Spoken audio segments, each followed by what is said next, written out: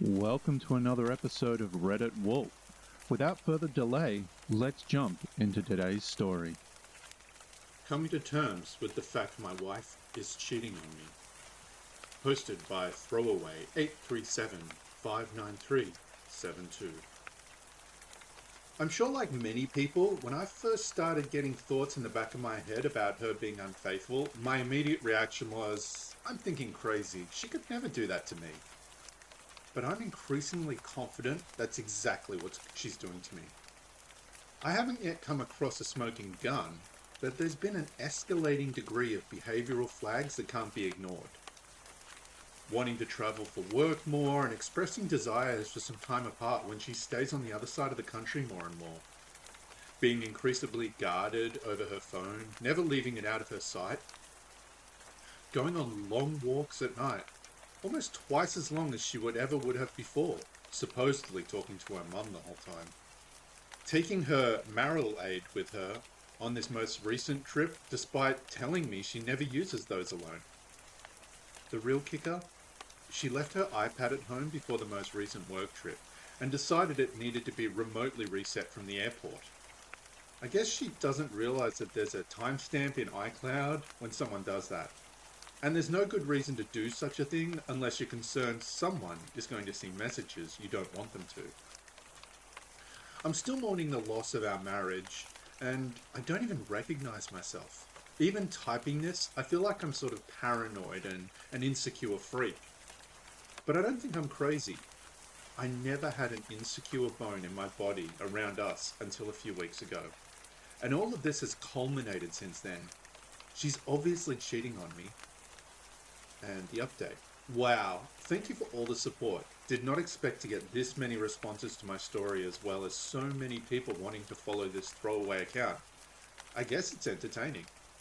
I will keep posts updated on how this goes. Also, because I've forgotten this tip multiple times, I can't access her phone records. It's a company-paid phone. We're not on the same network or bill, otherwise I would have done that a while ago. Update number 1. Got the receipts? She's a cheater. The PI came through. Best $1,000 I ever spent. Got photos of her taking her F-boy up to the hotel room while holding hands. Maybe I should have waited, but the anger was overwhelming. I just messaged her saying I know all about it and I hope they have a good time. It's over for us. And attached one of the photos. It felt good. It's her birthday too today. I hope I ruined it for her. Like the coward she is, she didn't respond. But she's out there a whole extra week, which gives me some time to start putting the affairs in order. Glad I got closure and confirmed I wasn't crazy. I deserve so much better than this gaslighting. See you next Tuesday. Update. She responded a few hours later saying, "What is this?" Laughing emojis. The gaslighting and narcissism is insane. Update number 2. Wow. Really, thank you everyone for all your support. I've been flooded with positive messages and it means a lot. I told my family about the divorce and while they were upset, they totally support me, as do my close friends. She did ask to talk and I ignored it for several hours before finally just telling her I'd rather wait a day to do so. This is obviously a devastating betrayal, but I'm taking the high road. The world needs more love, not less. I've retained counsel for a lawyer and ensure she doesn't have access to the credit cards where I hold liabilities. I think we can mostly be amicable. Let's hope. And the next update. Continuing to move forward while she denies it. We talked today for the first time. She actually suggested that the photographic evidence I had to her holding hands of a guy and walking up to our hotel room with him didn't prove anything. Apparently, he's just a friend and someone who would listen to her because I was supposedly not doing that. I told her I didn't believe her and it was irrelevant at this point. I think ultimately she's trying to save face because she was suggesting it's not fair for me to tell my friends and family she was having the affair.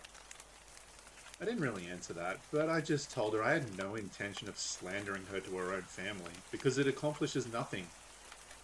In the end, she agreed to pretty much all the proposed terms of separation I had laid out. She also told me she'd already leased an apartment in this new city beginning next month, which again is a telltale sign to me she's been duplicitous. The only real point of contention is going to be who gets the dog, which can hopefully be mediated quickly. It's been a whirlwind few days, but I'm looking forward to having all of this behind me. And now, for the final update. Moving on, feeling better than I have in years. I have to say, I feel amazing. There's a massive weight off my shoulders knowing I'm getting out of a toxic relationship. There's a lot of stuff to get through right now in terms of selling the house, but we're almost done the legal paperwork to agree on terms of separation. And within a few days, she'll be gone on the other side of the country. I know a lot of people have said this, but for me it's true as well. My biggest regret is that I didn't do this sooner. I even started talking to someone and she's not completely understanding the situation. She makes me realize how bad of a fit it was my soon-to-be ex was with me in general, compared to who else is out there. I don't know if it will go anywhere or not. It's far too soon to tell. But it's just so refreshing at the moment and makes me very excited for what's to come in the future. I've learned from my mistakes and know myself better now than ever before. I know what I want in a future partner and what I won't compromise on. I'm free, happy, and eager to live my life. Story number 2. Finally got my girlfriend, 29, to admit she cheated. She packed her stuff and moved 3 weeks ago. Posted by Downright Dirt. Eee! There are many flags that led up to this point, and I could likely write a novel on my situation. But I'll spare the details. Here's what I found out. Her and I got into an argument one night about something trivial. I went to bed around 11 p.m. and I received a message at 1 a.m. while I was dead asleep from my ex. She said she was going for a walk. I woke up at about 4 in the morning when she finally made it back to our bedroom. I was too tired to care and I went back to sleep until I woke up later in the morning. She had slept in until about 1 in the afternoon. She also intentionally avoided leaving and returning through our front door, where I have a doorbell camera installed, likely to avoid getting me a timestamp on her whereabouts. When she finally woke up and I asked her about her walk, as it was totally out of character, no good things happen at 1 a.m. She wouldn't tell me who she was with, and I could see she was clearly making up a story on the spot. She later told me that she'd opened up to somebody, a co-worker, about how she was unhappy in our relationship and disclosed a little too much information that should have been obligated to discuss with me first. This dude apparently walked her home and offered to kiss her. She said she declined the offer. She maintains this part of the story is true. But my trust was already broken at this point. As weeks passed, I would bring up the story and the details would change, and she told me she was going to move back home. I didn't understand the idea of her leaving unless she was guilty about something, so I continued to push the issue further. One day, she told me she put in her 2 weeks' notice at work, so I knew she was leaving. She had messed up, she knew it too, but she hadn't admitted yet. But that night, she finally admitted to me after I took her phone and went through it in front of her. I told her to leave, and when she had nowhere else to go, she decided to retract her statement about cheating and then said it didn't happen. This is something you don't admit to unless you actually do it. As it turns out, it was not a one-time offense, and it was an affair. I may not ever know the full truth, or for exactly how long this was going on for. I guess I have to accept the story she's given me as truth and move on. I do have a morbid curiosity, though, about the real truth, but I know it's only going to hurt me more. To give some backstory, our relationship was nothing short of unconventional. We were together 7 years and 4 of those were apart, long distance. We tried to see each other as much as we could when we were apart, but there were some gaps in between. When we finally decided on a compromise and living together, this happens no more than a year later. If she was so quick to do this while living under the same roof as me, It's undeniable it happened when we were apart. I invested so much into this person, apart and in person, and I never thought she'd just throw it all away like that. The one person I trusted more than anyone betrayed me. She was so unhappy she should have left. I know what you guys are going through. Hope we can all find some healing. And now for the update. She told me she wanted to cheat on me. Anyway, I posted a few weeks back after I found out about my partner, 29F, affair. I still cannot shake the words she said to me. Upon her confession, I asked her, why would she do that? She said with no mercy and without hesitation, I wanted to cheat on you. She had also said, what else do you want to know? I effed other guys too. As time moved past after that night, she told me that her statement about hooking up with other guys was untrue and maintains that the only time she was unfaithful is with DAP in question.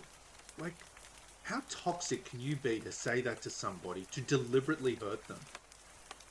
Why even go to the extent of putting that doubt in my mind, especially if the statement was untrue? Call me old-fashioned, but nobody just admits to cheating with multiple partners just to piss somebody off, especially if they didn't do it. I don't know who she is anymore, or if I ever really did. Just to recap here, quick edit. Her and I have no contact. Her and I are not on speaking terms right now. This is what was said to me while she was packing up her stuff and getting ready to leave. And now for story number 3. 1 year out from D-Day, and oh, the damage she wrought. Posted by Mugwumpjism. I've been watching from the sidelines on this forum for the past 6 months or so, and have read and empathized with many of the stories that fellow survivors have shared.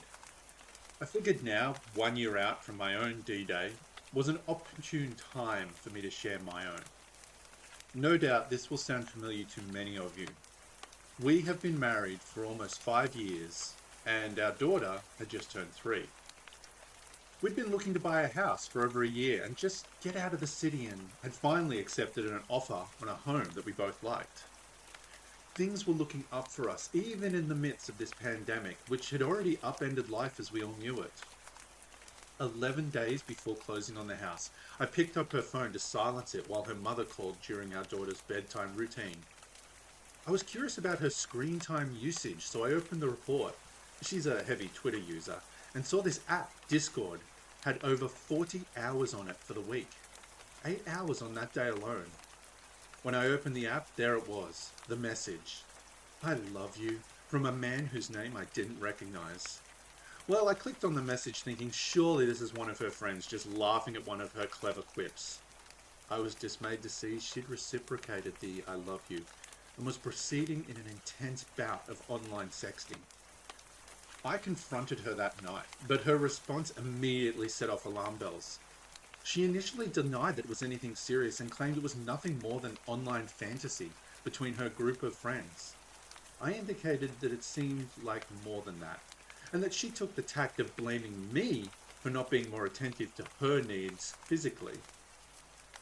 After digging a little further, I came to learn that this man, who was married with children and living in Singapore, and my wife had been sexting for only a few weeks.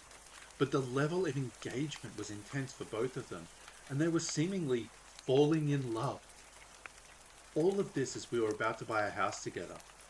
She promised me that she cut things off with the main man, and would work on the marriage, but you can probably see where this is going.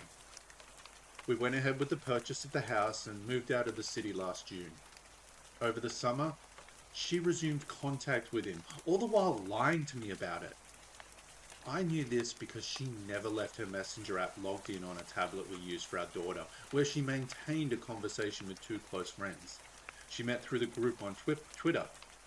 Never in person, I should add. She suddenly had a new narrative about our relationship, how awful I am to her. I married my abuser, what can I say? And how in love she was with this other man, who, side note, is 22 years her senior. In spite of her going through the motions of working on our marriage, agreeing to counselling and then firing each counsellor, in August, she asked for a separation. Less than 3 months, I had discovered her online infidelity. In that brief period of time, I lost 50 pounds. The infidelity diet works. I went into mediation that September, and apparently things weren't moving fast enough to her liking, and she felt like I was dragging things out in order to torture her. In December, unbeknownst to me at the time, she filed for divorce with her lawyer, thereby negating our progress and expenses incurred in mediation. In January, after an argument in which she slammed a door on me, she left the next day with our daughter to stay with her mother. This has been agreed upon early because our babysitter wasn't available that week. A few days after that, 2 police officers showed up at the door to serve me with an order of protection to stay away from my wife and our daughter. Fortunately, it was not an order to vacate, so I was able to stay in the house while this was going on. Since then, we have been in family court to deal with her allegations of abuse. She calls herself a domestic violence survivor on Twitter, even though I never so much as raised a finger towards her. After investigating by CPS and the allegations being deemed unfounded, I have limited scheduled access with my daughter, a whopping 2 hours a week. But even this is too much for my wife, who claims that I'm manipulating our daughter and confusing her during our brief visits together.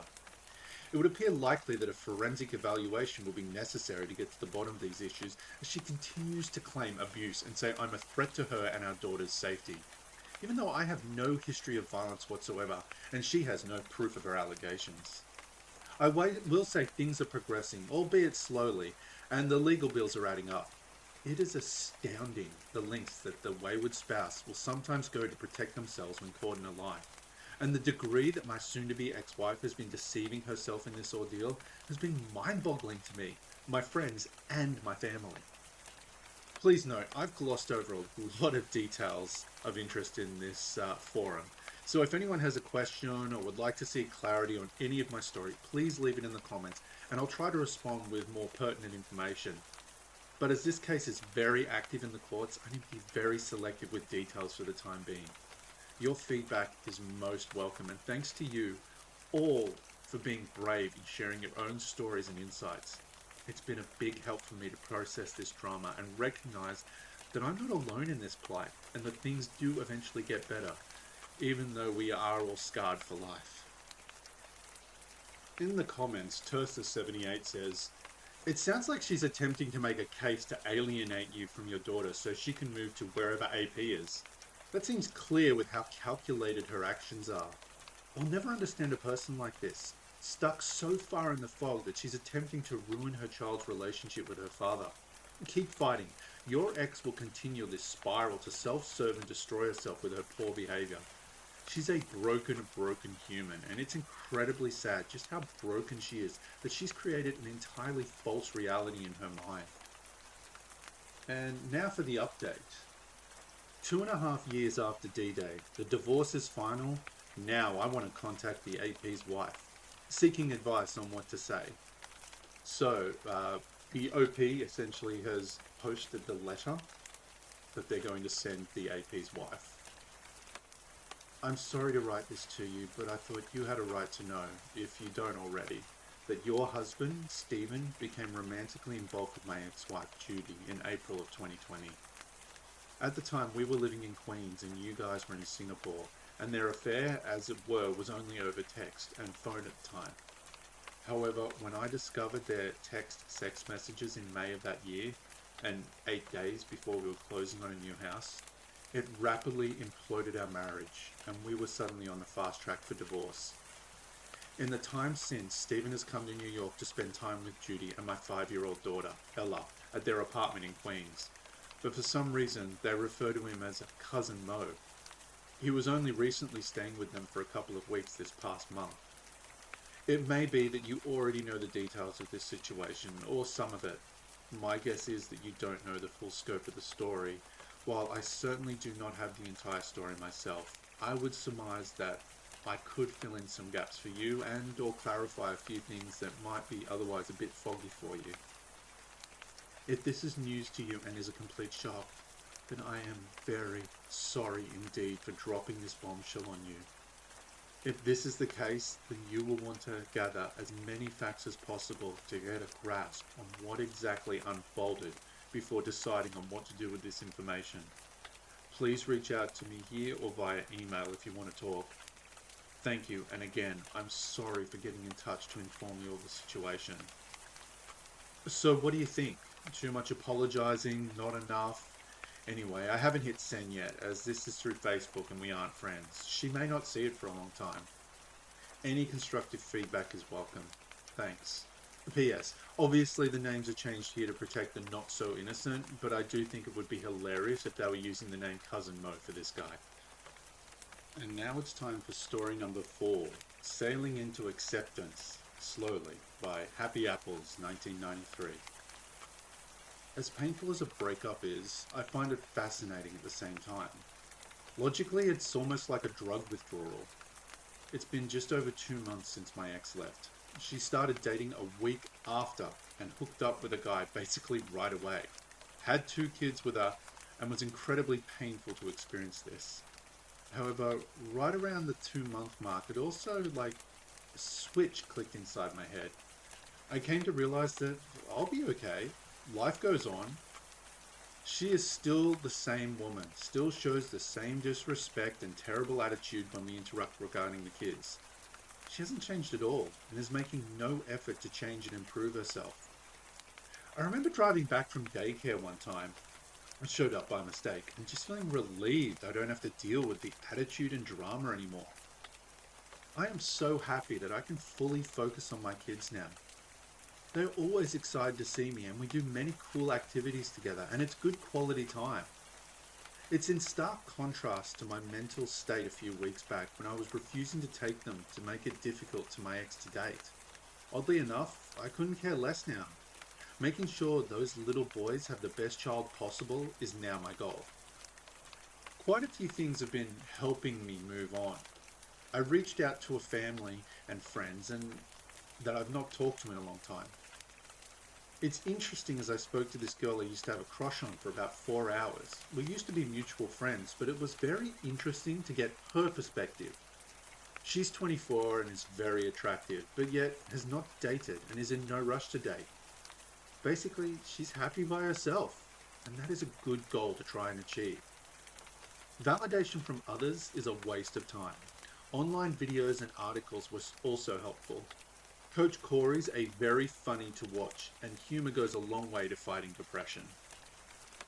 Things are going very well for me personally. I'm going to the gym, gaining back the weight I lost during the breakup. Breakup hit me hard. I had acne, breakup cold, and weight loss. Been very consistent and getting good results. I eat and am able to rest very well. Had LASIK done recently, and it's been an incredible experience. Been something I've wanted to do for a long time.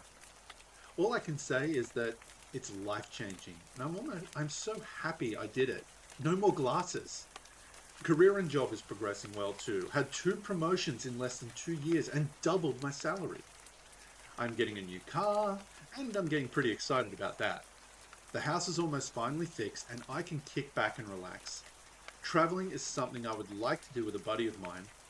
Mentally, I'm starting to feel like my old self again, relaxed and optimistic. The last few things I was holding onto for dear life, I'm now finally feeling able to let go. Namely, it was her personal effects at my place, her car that she was lending me, and the paperwork regarding the children. My goal is to get this all sorted as soon as possible. That way, I cannot attach any hope to her coming back. Ended up going to the cinemas yesterday. 2 of the girls working there flirted with me. It really further encouraged to get out more and realize that my ex was not special. Stark contrast to my initial mindset during the first few weeks on the break, where I viewed it as almost cheating to look at an attractive woman. An extreme misplaced sense of loyalty post-break, I know. Yes, I'm still in love with her, but I hope I can detach from that with time. Long-term goal is to fully close the door soon. I know for sure I'm the kind of person at heart, and right now the door is still open, despite all that she has done to me. Many say it's a bad idea and bad for self-respect, but I dispute that. People do make mistakes, and giving somebody a second chance is fair. I made quite a few mistakes along the way too. I would probably take her back if she put in the effort and tried to fix our family, but I know for sure as time passes the door will eventually close. So, to all that have or are currently going through a breakup, it gets better. Yes, there are good and bad days. Some days I will shed some tears and grief again. It's all normal. But then I think or just look at my boys and then it's happy tears. I do miss my family being whole a lot, and for sure the fact she is not with us when we are out. Time heals all wounds. And now for the update. Moving on from ex with children. There's a lot on my mind lately. 3 months post breakup, roughly. My last post was quite a few weeks ago, and there have been a lot of developments since then. I am making good progress on moving on mentally, but there are still hard days ahead. I got my ex's stuff out of my house and returned her car. Following that, I did notice a behaviour change on her part. She's entered the guilt and remorse phase for what she has done. There was an air show in Ottawa last weekend. Initially, she was agreeable to me taking the kids. After I returned her belongings, she wanted to come along to the air show and would refuse to allow the kids to come. Long story short, she revealed a lot during that day when she'd come along and opened up to me on her true thoughts and feelings. She was crying a lot initially, and I tried my best to comfort her as I still care for her. Neither of us have really moved on, but she is forcing the process on her end by being with a new guy so quickly. But for the most part, she hasn't changed or improved and is the same person. This week, I ended up flying home to British Columbia for an office trip. Although it was a work trip, I thought it'd do me good to get back to where I grew up and change my ideas. Work-wise, things went very well. I was able to meet up with my team that I manage remotely, interacted with my boss, and generally was very refreshing to see everybody in the office. My boss wanted me now to come more often to BC, which I like the idea of. Personally, it may have set me back a little. There are so many memories I had with my ex in BC. Our children were born here, and I took her on dates all over the lower Midland. Vancouver, Surrey, Abbotsford, and Maple Ridge all triggered these memories of happy times, and I was depressed for a bit just driving around. I'm not usually the type to go to a bar alone, but my friends were out of town, so I decided, what the hell? I went to various places by myself over the course of the week. At one of the restaurant bars, I met this very cute Indian girl who was bartending. She was 24 and had moved from India to BC for school. We ended up talking a lot, and there may have been a connection. Unfortunately, I knew I was going to be flying back to Ottawa at the end of the week, so I did not try for her number. Before I left, she asked me if I was going to be back soon and that she would like to see me. Nothing eventful happened the rest of the week, but I did go to lunches and dinners with co-workers. In contrast to my mental mind state a few months ago, now I am aware if there are beautiful women around, and if it was refreshing to just experience butterflies and feel different about the whole situation. I ended up going to a bar again tonight and met an interesting pair, Bill and Lisa. Both were former co-workers and sold flooring for a living. They were not together, but were very good friends and super outgoing people. I ended up talking to them for almost 4 hours over drinks and food. Hearing Bill's story about his wife of 17 years passing away to cancer was tough. He had tears in his eyes at one point, and this was the love of his life. Lisa also had a similar story where her husband left her for another woman, but she found the strength to recover and move on. The takeaway I got from the pair was that the love of your life would not do what my ex did to me. You will never get over the love of your life. Bill has dated many other women since, but he's just yet to find a woman that came close to his deceased wife. The other takeaway was to focus on my kids and forget all the rest. This is already something I'm trying to do. Throughout all of this, I did notice some very pretty ladies. The bartender and one of the servers caught my interest. Nothing happened, of course, other than smiles and polite conversation. But near the end of the night, I did tell the bartender that she was very pretty and I had a good time. Could tell she was blushing, and I left it at that. Again, I'll be flying home soon anyway, so not really a point to going any further. I will be making it a point to go out regularly once I am home to meet as many people as possible. I'm now in the mindset of maybe, just maybe I will meet someone else who is much better than my ex. She may be more emotionally or mentally mature, have a better career, good finances, have good health, habits, able to be alone and younger and sexier. At least now I know what red flags to look for in a woman and to not ignore them thinking she will change. It was also very refreshing to be back in an English environment where I can understand the background conversation and not feel like an outsider. In Quebec, I am Asian who doesn't speak French. This is as bad as it gets for being treated like an outsider. Somewhere in my head, I did think, wouldn't it be nice if I met a nice woman in BC and was able to move back and start over? But then I think of my twin boys over in Quebec, and I would not be able to live with myself if I just abandoned them and left. As far as getting over the leftover baggage sorted, there is the upcoming mediation. In all honesty, I don't want to do it, but it's really just to protect myself and my kids at this point. As with all things I do in life, I want to be as meticulous as possible to ensure the mediation goes well and results in the best possible outcome for my kids. My ex scoffed at an email I sent to the mediator she picked, asking some questions and if any preparation was required. Mentally, it just reminded me again how emotionally immature is, how the world works, and how these things are done. It's always better to be prepared and do your homework, so don't waste your time. Lastly, I know there will come a point where my ex may want to come back. She brought it up twice when we were at the air show. To me, it shows that she just wants a reason to do it, but is unsure how. End of the day, I'm not a bad person. I did spend a bit too much time immersed in work and stopped really dating her in a sense, but I did try my best to be a good provider, father, and lover and partner. She made the situation more complicated for herself by involving another guy in her life so quickly after our breakup. More and more, my mind is changing to would I really want her back? Has she really changed? Has she made an effort to work on and improve herself as I have? I just hope to God I have the strength to make the right choice when the time comes. And we've reached the end of the episode. Thanks for listening. Please remember to like and subscribe, and I'll see you next time.